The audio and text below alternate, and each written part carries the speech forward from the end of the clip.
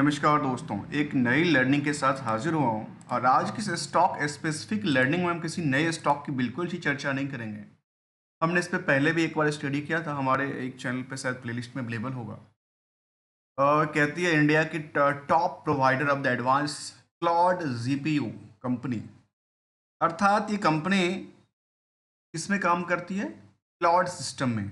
IT sector की कंपनियां मान सकते हैं इसको, आईटी सेक्टर की कंपनियां हैं और कुछ प्रोडक्टिविटीज बेचती है जो कि क्लाउड के लिए प्रोडक्ट का जो यूज होता है इसमें निविद्या का आती है, उनको क्या करती है, ये बेचती है।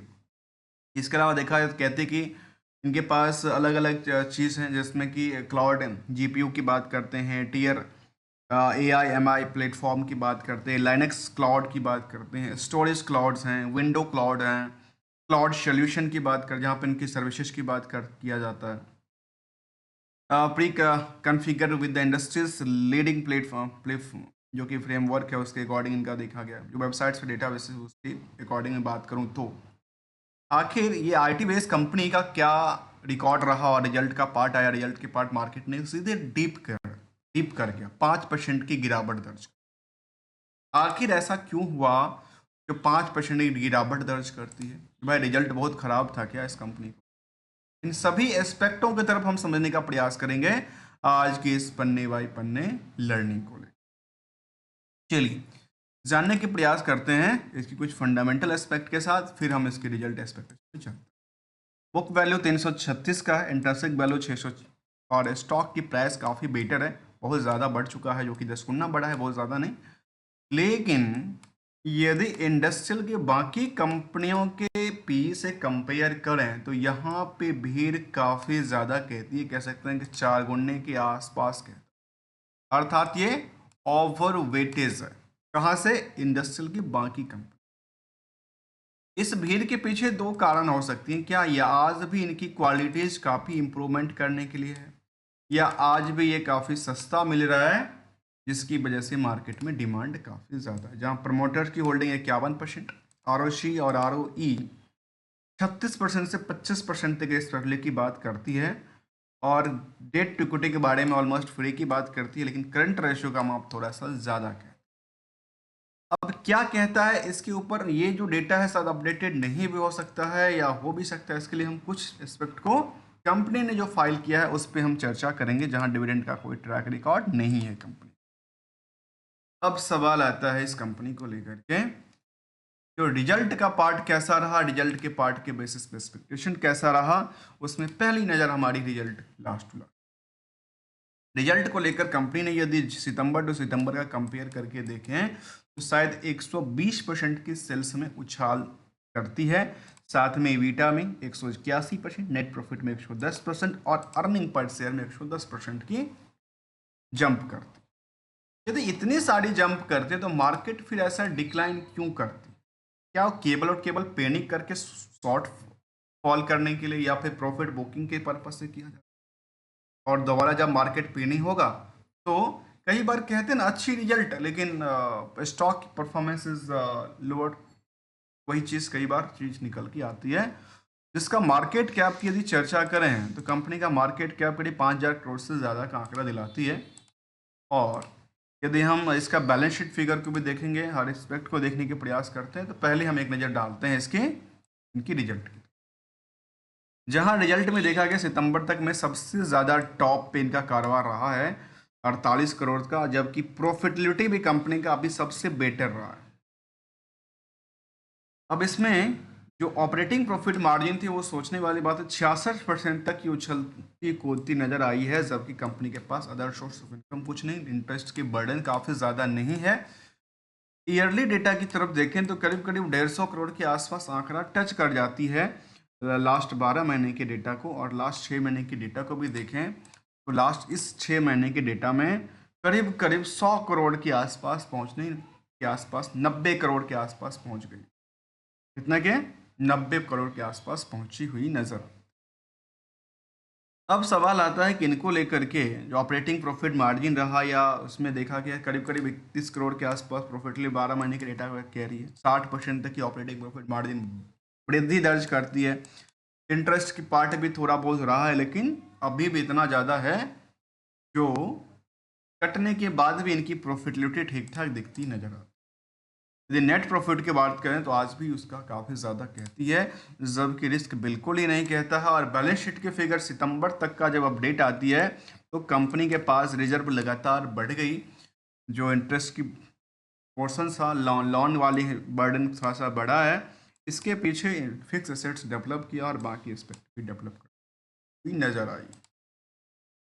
फंडामेंटली कह सकते हैं, जो फंडामेंटली स्ट्रॉन्ग टू स्ट्रॉन्ग की बात कर रही है, इसमें कोई कमी नहीं था। लेकिन आप देखेंगे चार्ट में आखिर गिरावट क्यों हो गया। भाई गिरावट आज की नहीं है, ये गिरावट तो चलती रहती है। तो कहते हैं प्रॉफिट बुकिंग करना, क्योंकि मार्केट में क्रैश कोई वर्ड नहीं होता, सबके सब प्रॉफिट बुकिंग में लगते हैं। जब प्रॉफिट बुकिंग का ट्रेंड सब प्रॉफिट की तरफ ही भाग जाए तो उसको कहते हैं क्रैश करना।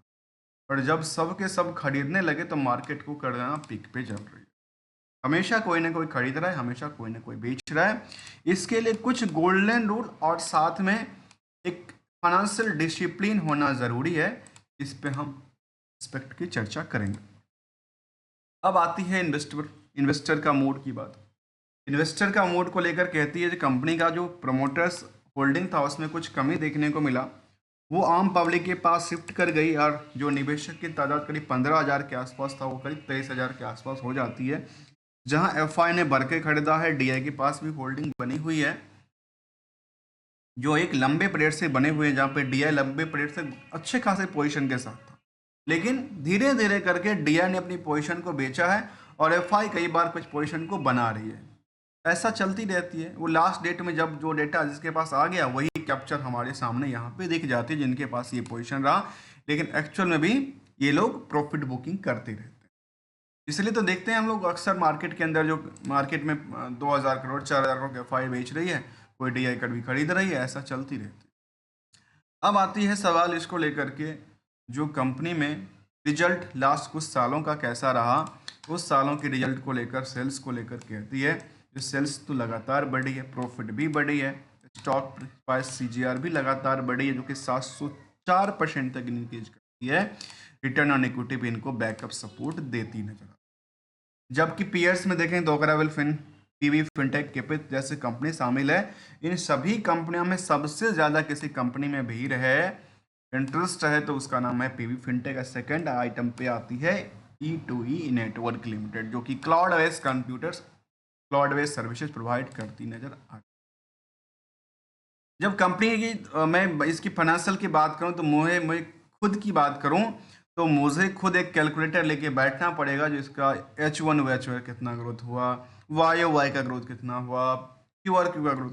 मुझे इस चीज़ों से बड़ा झंझट लगता है। यदि कंपनी ये एक डेटा बना देती तो कुछ बिगड़ जाता है, या फाइनेंशियल जो बैलेंस शीट की पार्ट थी उसमें एक परसेंटेज की बना देते तो कुछ बिगड़ जाता है।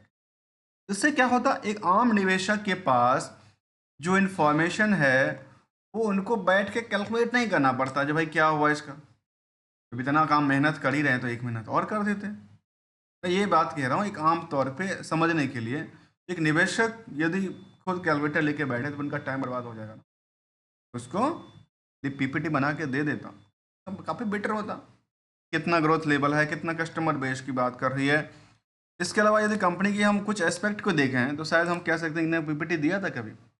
पीपीटी 2024 में कभी दिया नहीं, पीपीटी कभी जुलाई 24 में दिया था एक बार, उसके बाद पीपीटी कंपनी ने अभी दिया ही नहीं, देना चाहिए था। इसके अलावा यदि हम बोर्ड मीटिंग की बात करें, इसमें इंफॉर्मेशन दिया था उन्होंने फाइनेंशियल रिजल्ट को लेकर के, और इसमें कुछ अपडेट उन्होंने दिया तो ऐसा कुछ ऐसा एक्सएमएल डेटा खुलता ही नहीं। चलिए, हमने इस कंपनी को लेकर के समझने का प्रयास किया है। जो कंपनी प्रोडक्टिविटीज़ में इनके देखा जाए, प्रोडक्ट में क्या क्या प्रोडक्टिविटीज़ थी, वो हमने देखा कि cloud based system, cloud based कामकाज है, जिसमें कि इनके पास NVIDIA H200 टेंसर स्कोर है, H100 का है, A100 का है, TGB का, मतलब जो क्लाउड सिस्टम बेस है उसमें अलग अलग कंपनी की अलग अलग जो सिस्टम्स बनती है उसके लिए ऊपर कंपनी का कामकाज रहा है।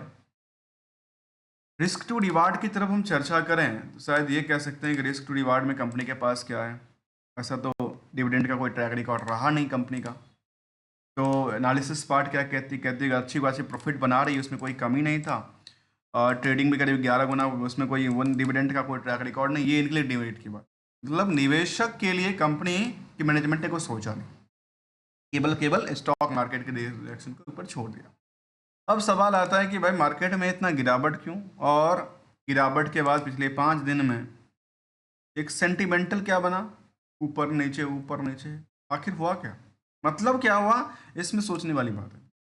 यहाँ पे मैं कुछ गोल्डन रूल को लेकर चर्चा करता हूँ।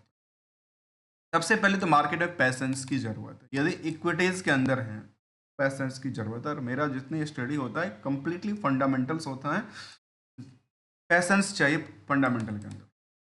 इसके अलावा की बात किया जाए तो गोल्डन रूल ये कहता है, जो जब भी लिया, मैंने ये नहीं कहता हूँ कभी जो आपने यहाँ पे लिया या ऊपर पीक पे लिया या बॉटम पे लिया, जब भी लिया आप उसको एक बॉटम मानते हैं, हम उसको एक बॉटम मानते हैं। बॉटम के नीचे एक रिस्क फैक्टर को रखते हैं, जहाँ पे खुद की फाइनेंशियल रिस्क कितना है, हम कितने परसेंट रिस्क लेना चाहते हैं मार्केट में, 10%, 20%, 30%, 40%, एक्सपेक्टेशन कितना कर रहे हैं मार्केट से, वो देखना जरूरी है कि हम 50% उसके डबल करना चाहते हैं, ट्रिपल करना चाहते हैं, 4 टाइम करना चाहते हैं। अब देखिए इसमें क्या सबसे अच्छी बात है, डिसिप्लिन मेंटेन करने वाली बात। अब इसके अंदर एक तो देखना है टर्म, आपने कितने टर्म के लिए देखा, महीने दिन के लिए, 2 महीने, 4 महीने। यदि महीने दिन के अंदर उस लेवल तक नहीं पहुंचते तो क्या रिस्क है, तब तो रिस्क हमने लिया था, ठीक है, अभी रिस्क में चल रहा है। यदि एक्सपेक्टेशन के बेसिस पे नियर अबाउट आती है तो क्या करना है, प्रॉफिट को बुक करना है, बुक करके घर ले जाना है, और जब रिस्क हायर हो तो रिस्क को मिनिमाइज करते रहना है। बस यही कहता है, टर्म को और ग्रोथ को हाइब्रिड कर दीजिए, एक डिसिप्लिन मेंटेन करना है, पॉलिसीज मेंटेन करना है, और यही करते रहना है, तो हम पैसे को घर वापसी भी ले सकते हैं, आसानी से ले सकते हैं। उसमें सिंपल सी ट्रिक की बात कर, मार्केट में सबसे बड़ी बात है फाइनेंशियल डिसिप्लिन, जो डिसिप्लिन नहीं मिलता। ओवरऑल देखा जाए तो कंपनी ने अच्छी खासी ग्रो किया, पिछले 6 महीने में 250% के आसपास उछाल दिया है, और एक साल में करीब करीब 666% के आसपास, और ये लगातार इस स्टॉक में यहाँ से जब बढ़ना चालू किया तो लगातार ऊंचाइयों पे चलने में स्विंग वाली पोजीशन बनती नजर आई है। हिस्टोरिकल डेटा कहती है जो ग्रोथ लेवल बनी हुई है, कई बार कुछ गिरती है तो 5% ऐसे भी गिरता रहा, इससे पहले भी मार्केट में गिरा था। ये फंडामेंटल इनका स्ट्रॉन्ग की बात करती नजर आती है। दोस्तों कोई भी कंपनी हो, चाहे मल्टीबैगर हो, पेनी हो, सरकार की हो, प्राइवेट की हो, हमारे साइड से किसी भी कंपनी को लेकर के कोई भी ट्रेडिंग की बात, ना कोई एडवाइजरी की बात शामिल है, only as a learning point of view से, एज ए लर्नर। यदि उसके अंदर आपको अच्छा लगा हो तो वीडियो को लाइक, चैनल को सब्सक्राइब करना ना भूलिए। मिलते हैं कुछ नए स्टडी के साथ, न्यू एक्सपेक्टेशन के साथ, तब तक के लिए enjoy and thank you so much for joining here.